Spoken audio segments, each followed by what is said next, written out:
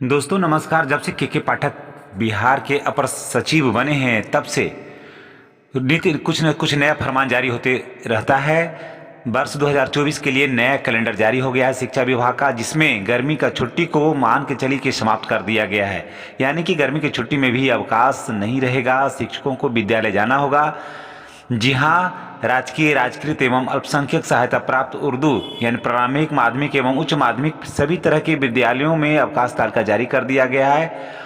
और शिक्षा अधिकार अधिनियम के तहत प्रारंभिक विद्यालयों को कम से कम 220 दिन अध्यापन का कार्य करना है। इसमें राज्य सरकार के सभी सरकारी अवकाश इसमें लागू रहेंगे सिर्फ। और गर्मी का छुट्टी अब नहीं होगा। पहले जैसे होता था कि गर्मी की छुट्टी में विद्यालय में ताला बंद हो जाता था, तो अब विद्यालयों में ताला बंद होने का कोई सवाल ही नहीं रहेगा। हाँ, सिर्फ गर्मी की छुट्टी होगी, उसमें बच्चे नहीं आएंगे, लेकिन जो एचएम होंगे और बाकी जो सहायक शिक्षक या शिक्षिकाएं होंगी उनको विद्यालय हर हाल में आना होगा, विद्यालय खोलना होगा, विद्यालय का संचालन करना होगा। जो बच्चे कमज़ोर हैं, मिशन दक्ष के तहत उनको पढ़ाना होगा और दक्ष करके उनको टॉप 10 का जो विद्यार्थी है उसमें इनको शामिल करना होगा। उसके बाद फिर जो कमज़ोर विद्यार्थी होंगे उनको गर्मी की छुट्टी में उनको कोचिंग चलेगा, उनको पढ़ाना ही होगा।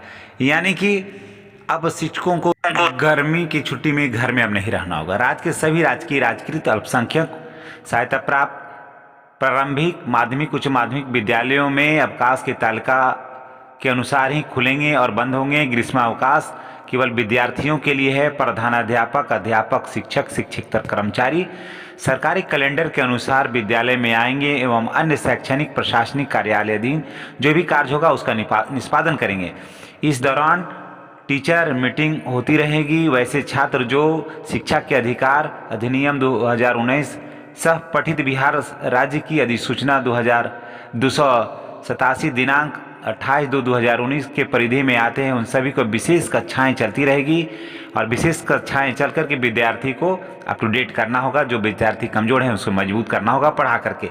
सभी प्रारंभिक एवं माध्यमिक, उच्च माध्यमिक विद्यालय मानक टाइम टेबल का पालन करेंगे। मानक टाइम टेबल अलग से भी सूचित किया जाएगा और अब एक ही तरह का रूटीन होगा, चाहे वो प्रारंभिक विद्यालय हो, प्राथमिक हो, मिडिल स्कूल हो, हाई स्कूल हो या 10+2 हो, जो भी हो सबको एक ही रूटीन पर अब काम करना होगा। किसी भी सरकारी विद्यालय के प्रधानाध्यापक या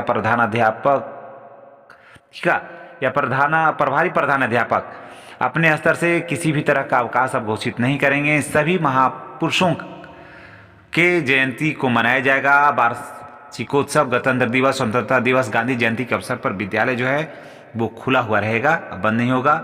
गुरुवार को विद्यालय में पूरे दिन गतिविधि रहेगी। भोजनावकाश या तब तक अध्यापन का कार्य होगा। भोजनावकाश के बाद अध्यापकों के साथ बैठक, बाल संसद आयोजित की जाएगी। चांद के दृष्टिगोचर होने के अनुसार से छुट्टियों में कुछ फेरबदल हो सकता है। आगामी लोकसभा के चुनाव को देखते हुए गर्मी की जो छुट्टी है उसमें कुछ परिवर्तन भी किया जा सकता है। इसकी अधिसूचना शिक्षा विभाग बाद में जारी करेगी। यानी कि अब सिर्फ आपको अपने अवकाश पर रहना होगा और कुछ ही अवकाश अब आपको मिलेगा, बाकी सारा अवकाश अब समाप्त हो गया। पूरे राज्य में ये लागू होगा और अभी से ही कहा जा रहा है कि नियोजित शिक्षकों को अब राज्यकर्मी का जो दर्जा देना है वो मामला पेंडिंग है। यानी कि उनको राज्यकर्मी का दर्जा तो देना ही है हर हाल में। तो अब एक ही कैलेंडर से सारे लोगों की गतिविधियों पर नज़र रखा जाएगा, चाहे प्राथमिक विद्यालय हो या माध्यमिक विद्यालय हो या 10+2 हो, सभी का एक कैलेंडर होगा।